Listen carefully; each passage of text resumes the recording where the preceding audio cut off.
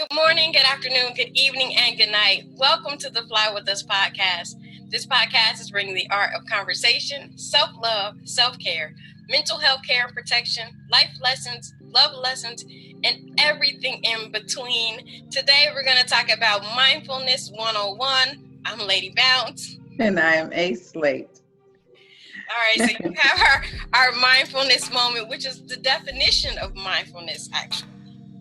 It is the definition of mindfulness. And I don't, you got to start this recording over. No, I'm kidding. Mindfulness can be described as a practice of paying attention. See, I had to be mindful of paying attention in the present moment and doing it intentionally and with non-judgment. Mindfulness meditation practices refer to the deliberate acts of regulating attention through the observation of thoughts, emotions, and body states. At the core of mindfulness is the idea of being physically, mentally, and emotionally present with your feelings. It takes time and practice to learn to be with and accept your own feelings. This key to this learning is daily self-care, being mindful. That's our mindfulness. That was the best. It was a very real, touchable definition, which is important. So on this episode, we're gonna give you 12 self-care tips to get you to be more mindful, which is the goal for everybody. So the first one on our list: start every morning with some stretching exercises. Yoga or Tai Chi will get you alert and get your blood flowing. So what's that song say? I gave it a stretch up for morning yawning. Exactly. No, I do try to stretch every morning. I'm not good with the yoga so much. But I've been following Yamika. Shout out to Yamika. Shout out to Yamika.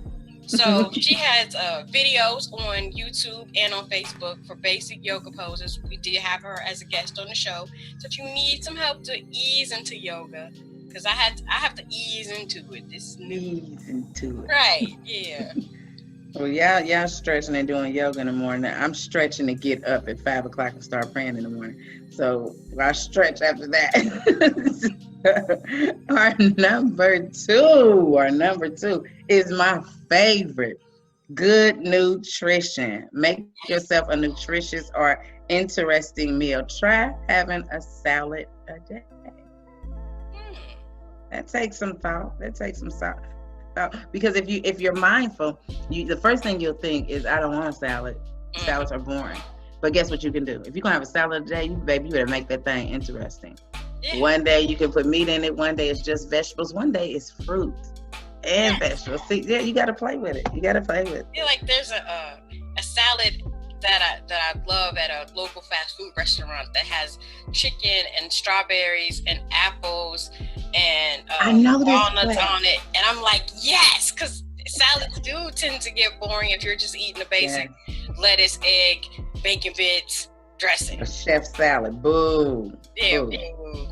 That's so great. I like a good Santa Fe salad, with the roasted corn and the chicken. Like, yes. I like a Slate Kitchen bibimbap kind of bowl. Like, I make my own bibimbap kind of bowl. So I like it. It is good. So we need to post that recipe, huh? The Slate bibimbap style. I'm telling if you gonna eat a good nutritious salad like Slate, you got to just be hungry and creative. Anything can go in that thing. Whatever you got on hand. I like it. All right, so number 3 on our list, I do this every day. Look yourself in the mirror, in the eye, and say, I love you. Oh, you do? I do. I gotta do better. And I love you. That's a good thing. Yeah. I like that. Look at yourself, flaws and all, so like we had a self-care assignment last week that said, you have to change your narrative.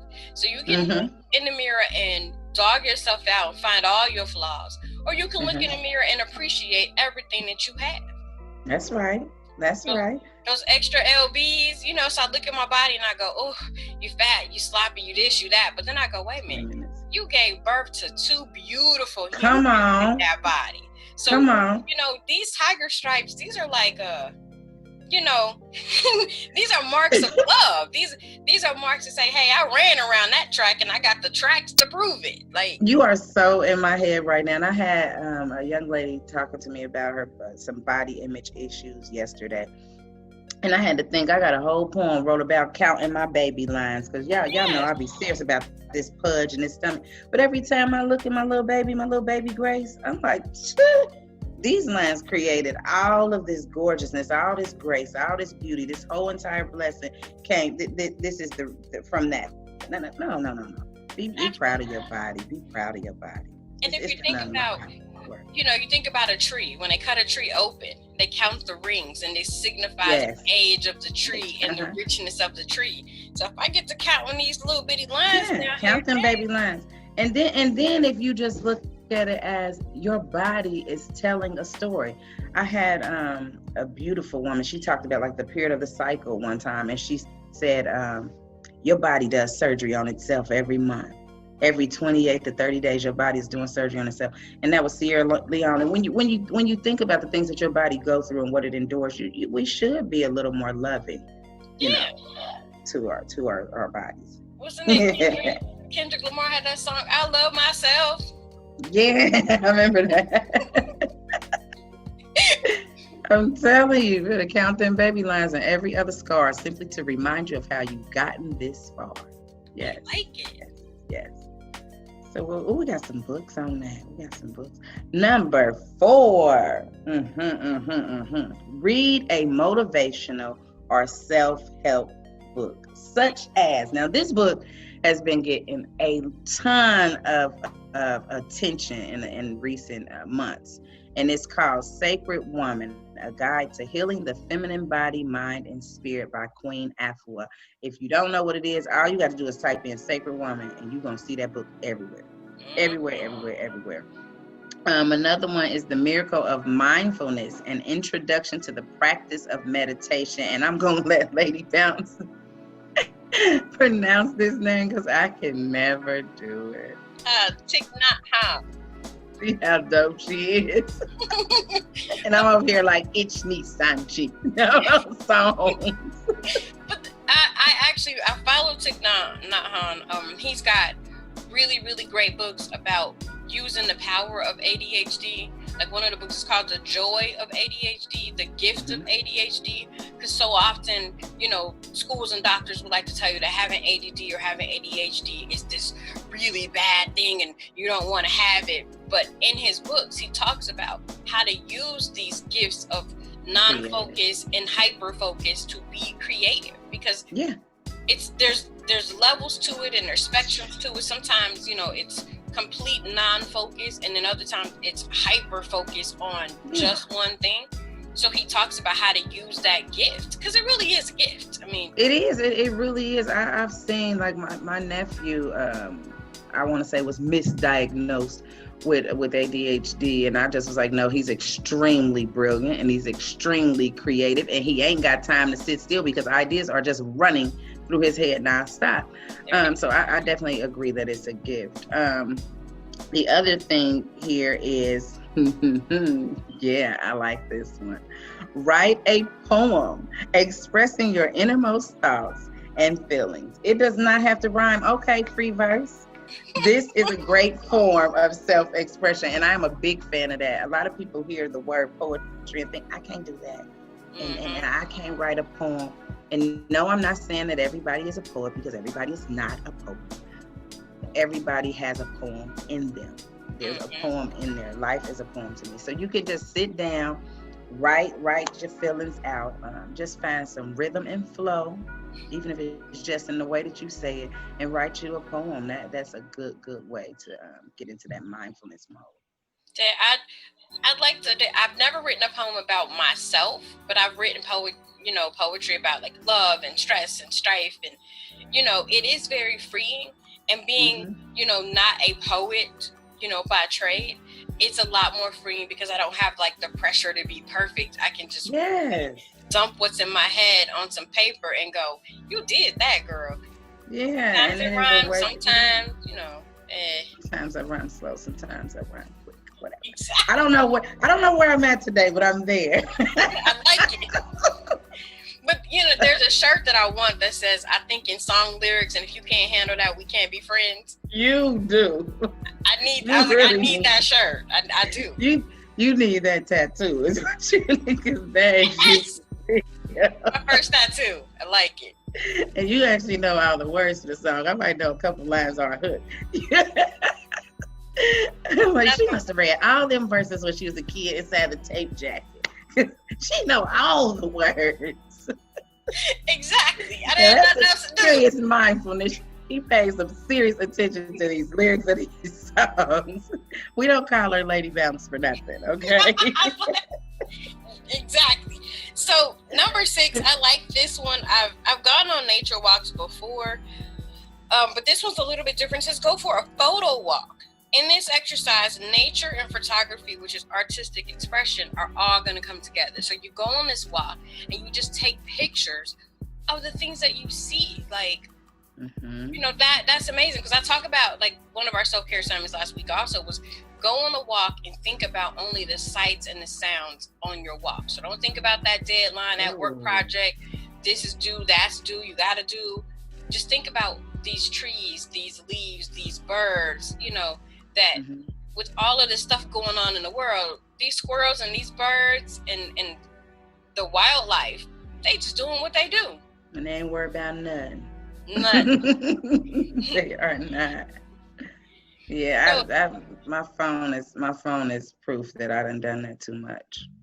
But pictures are beautiful though. Like Jay's always taking pictures of like the sun and the moon when we're out, and I look at him and I go, it's the same sun that was up yesterday. Yeah, but it's beautiful every day. It looks different today. And I'm like, okay. So I have to switch, in my head, how I think about it, how I look at it. Because I'm like, yeah, it is the same sun, but it's not the same sun. And it's not the same angle. That's that change in the narrative. Yeah. It does. You have, so again, it's being mindful, being present in the moment that it's not the same sun as yesterday. So that's right.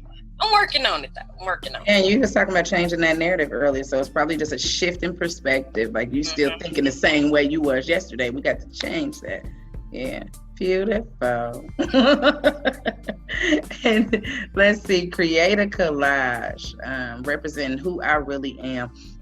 And that's fun because it kind of sounds like a vision board, but one of the things we could be doing is like write the vision, make it plain. You could be writing who you desire to be. You could be using those pictures instead of just putting who you think you are right now, because that can be limiting. It can be stressful. It could even be depressing if you're not where you think you should be. But if you take these pictures in a collage and put yourself exactly where you want to be, not only is it mindful and it is it's almost prophetic, because you pushing yourself into another realm, into another place. So that can really do something for your mind. Okay, so on my vision board, I guess I'd put like famous educators, that I look up to, and put my face on their body. Yeah. So I can do that, and that counts, right? Yeah, you sure can, because I done took a newspaper article where this lady had wrote a best-selling book and taught some 3-years how to read, and I'm not going to say what I put on there, but I took the clip and took another word from another article and put it in there so it could be the headline for the book that I'm going to write. Yeah. I like that. Okay. So I'm not that far off then. No, we gain inspiration from everything, everywhere. Okay, so now this next one, it's a little hard for me. I can do part of it, but I can't do all of it. So it says, lie down on the grass and stare up at the sky, watching the clouds and imagining what shapes do you see. So I can definitely do the sky gazing. I can't. You need a blanket. Yeah, laying in the grass. I'm a city girl. No. I'm a city girl with an old country heart, I guess. I'm going to lay in that grass. I don't like bugs, but I'm going to get a sheet and lay in the grass. And I've done it plenty of times. So, yeah, I'm all for it. I mean, it looks cute in the movies when they go like on a little romantic date and they lay down and they look at the sky and hold hands, and I'm like, yeah. You haven't done. I mean, I did it. No. I did it last year. Not last year. I did it year before last. Right at Arthur Fisher Park, and I mean, it was the most peaceful thing until those helicopters came and disturbed my peace. There was some helicopter rides going on, but it's beautiful and it's soothing. It really is. I'm gonna take your word for it. Yeah, we're gonna get you a bug-proof blanket or a tent with a with a moon roof, with a sunroof. I will gladly take that, but just laying in the grass. You're not gonna get the full vibe. You're not gonna get the full vibe, but I'm not ready. At least you're willing to try it. Go outside. Let's see, you got that. But keep track of compliments. Oh my God, in your journal. Okay, so this is a good one. Keeping track of compliments in a journal. I know I'm a person that has a very hard time accepting a compliment. I'm sure a lot of us don't even realize sometimes that we are downplaying when people are complimenting us or giving us the pat on the back that we rightfully deserve. So write them down in a journal. Just say your thank you and keep it moving, because you ain't got to talk it down, and write it down. And then go back. It might inspire you, encourage you, motivate you, or just strengthen you in a moment when you really, really, really need it. So yeah, that is definitely a good one. And it's also a good idea to keep a log of your achievements and all the things you have learned, because it's an ego boost if you need one. Because, we do tend to downplay compliments when people say, "Oh, girl, I love that shirt." What's the first thing you say? This old thing. I had this thing for I got this at the thrift store for $2. Like, she didn't ask you all that. She said your shirt was cute. Right. So yeah, that's a mindful thing. It's a work in progress to change the narrative in your head that you are deserving of these beautiful words. And if you are somebody who uplifts other people and you're always giving out compliments, why don't you think you deserve them back? You do. Yeah. I like it. You can stay humble, but still, you know. Now this one I have done. I like this one a lot. Go outside the city limits and gaze at the stars on a clear night. She said she has done that one. I have experienced that one in a beautiful way. So yeah.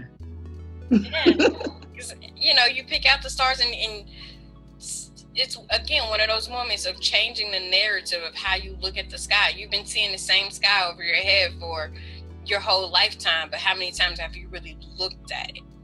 You see it, but do you look at it? Do you embrace it? I've been able to look at it on the back of a bike in the darkest of night, open area, just dark sky and beautiful full moon, and just can hold my head back and just it is just a beautiful experience, especially if you into the sky like me. I keep my head in the clouds.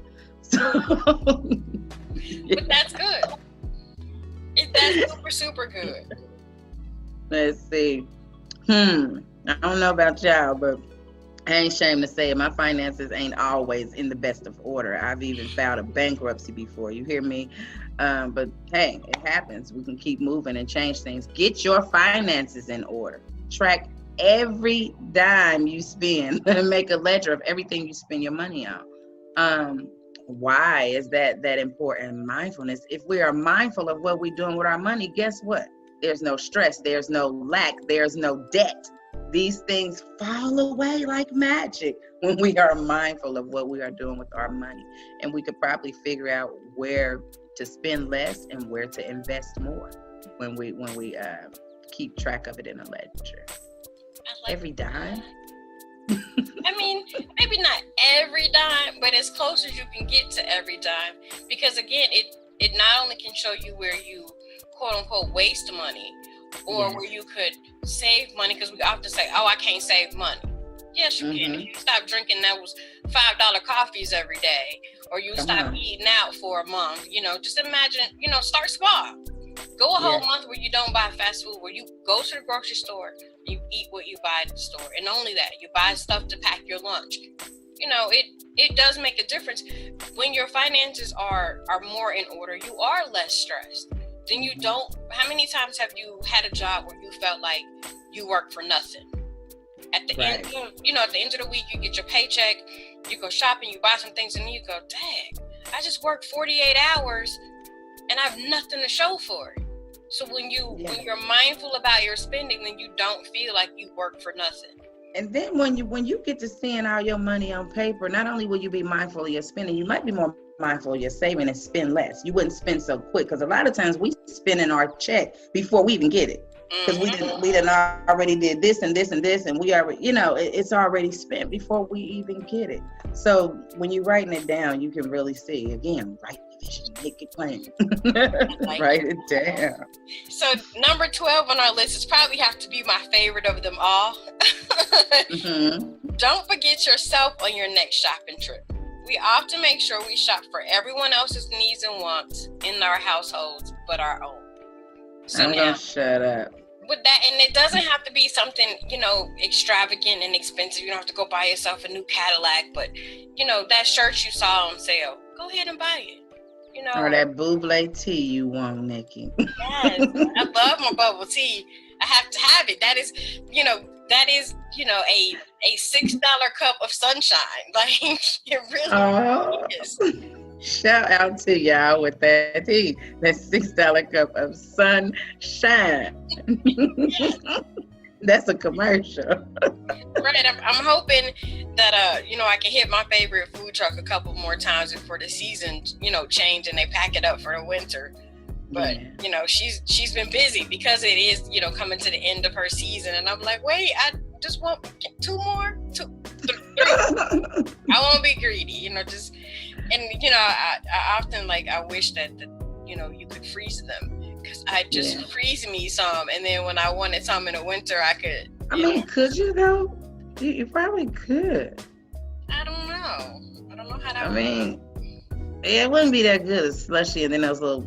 Yeah, I just feel weird even saying it. And then those little, those, and then they explode or whatever. Hey guys, go get you one of those teas so you can know what I'm attempting to talk about that I can't say. It's so funny because I'm watching you and listening to you, and our producer is over here with the same exact reaction. So he's cracking up with the no face. You're like, no. I just needed a moment. That was like a great self-care moment to just laugh at the two of y'all having the same exact reaction. Guys, please get you. I call it Buble. She calls it bubble tea. I believe is it the yellow truck?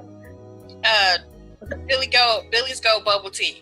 Okay, there we go. Yeah, get you one. Get you one. If you find them on Facebook, get you a tea, and then come back in the comments and let us know if you know what I was trying to say. Okay, because I couldn't explain what happens when you drink the tea. Yeah, something happens. So, before we wrap up, what is your favorite self-care assignment? Like, what do you do that really gets you mindfully plugged into you and to your life?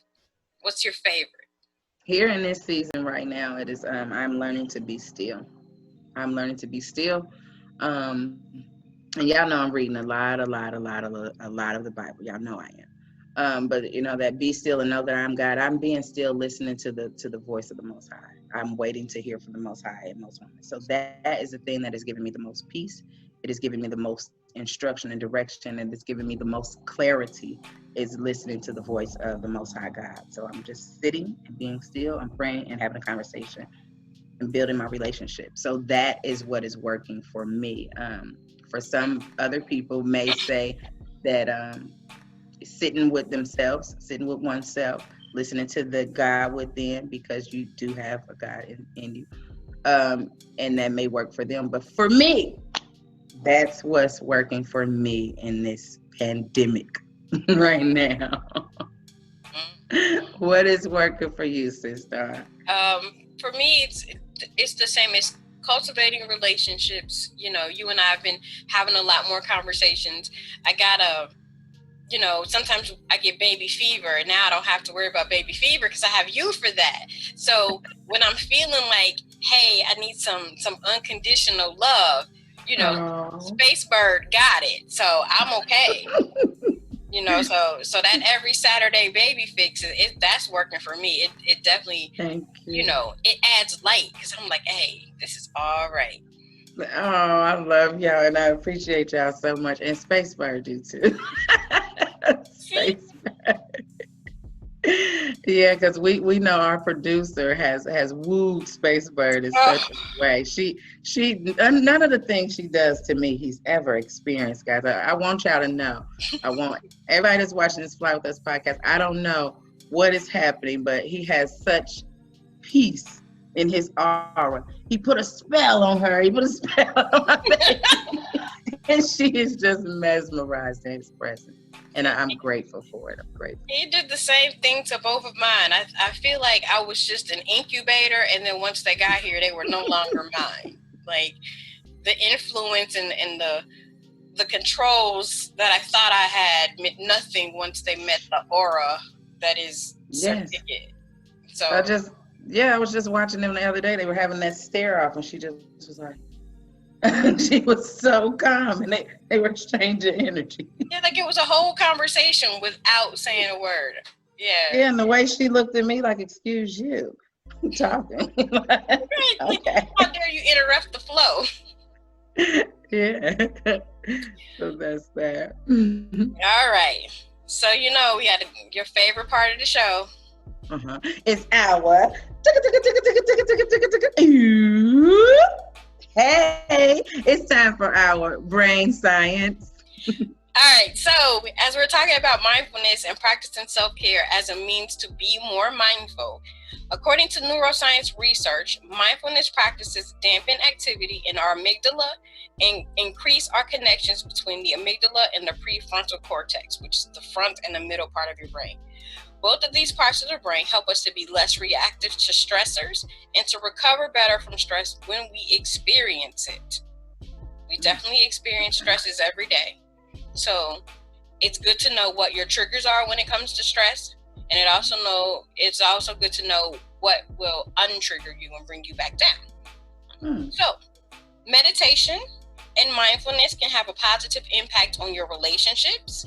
It increases your compassion for other people, and dig this, it makes you a better parent. What? Yes. So it says there are many studies that find a positive link between mindfulness and relationship quality, which is a byproduct of the effects that we've already been describing. Mindfulness is linked to better relationships with your kids. Studies have found that mindfulness practices can lessen stress, depression, and anxiety in parents of preschoolers and children with disabilities, i.e. teenagers. Mindful parenting is also linked to more positive behavior in children. Mindfulness can make romantic relationships more intense. And if your relationship comes to an end being mindful, there are quite a few studies that find that mindfulness makes breakups and divorce easier. Who knew? I didn't. I was like, whoa, wait, that's new. I can see it.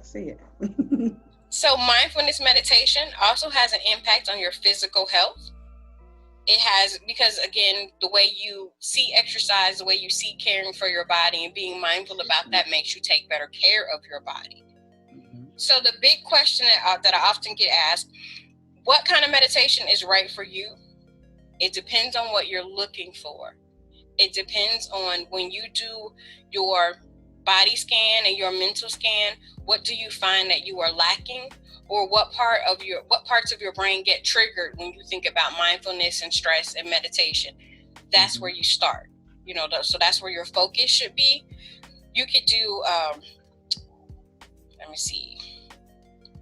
Pick one thing a day and change it. I was trying to find a way to word it. So if you have negative thought patterns, the easiest way to fix that is for every negative thought you have 2 positive thoughts. And then before you know it, you have decreased your negative thought pattern, which I was guilty of a whole lot. I could look at a situation and only see the bad, all of the bad, and not look at it for, wait a minute, there is some good in here. So let me find the good. So doing that mental shift, now when I look at something, I only see the good. And so when people are like, but did you see this? And I'm like, oh, I guess that is kind of bad, huh? You have done an excellent job with that too. Yeah, you have. Keep going. You I'm have. trying. So, and so the last question it says is, how much meditation and mindfulness is enough? That also depends on you. It depends on what you're looking for. Again, what you want your life to look like, to feel like, and how do you want your life experiences to be? How do you want to experience life? If you want to experience it to the fullest, then you dive deep into this thing and you don't come up for air until you feel like you're already breathing where you are. So the deep, the deeper you want to go, it's available. Mm-hmm, mm-hmm. So our recommendation from the Fly With Us podcast is to try different things, to try what works for you, to find what works for you. Because this isn't a one size fits all, and this isn't a one time thing. This is an everyday, throughout your day. Now, that's not to say that, you aren't going to, slip back into some of these bad habits. But when you catch yourself slipping, rather than beat yourself up about it, just get back on track. Just keep moving. Keep moving. Keep moving forward. The only way out is through. The only way up is to go up, to keep going up. You're not going to Winston Churchill said it very well. He said, if you are going through hell, keep going. The only time anything becomes a problem is when we stop. Just keep going. I like it. Yeah. And then there's a quote that I have on my desk at work that says, if you care enough for a result, then you will work for it. That's right. So whatever that result is, if you care enough for it, you'll do what it takes to get it. So what do you want and how are you going to get it? And I love that you kept emphasizing with the brain science in the end is you.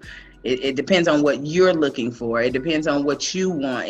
Like she said, it's a personal experience and work. It's a personal thing. You have to do it. That's why it's Fly With Us, not just us. First love yourself with us. We can do it together, but it really takes you. Only you know what you want. Only you know what you need. But we here to figure it out together. We can do it together.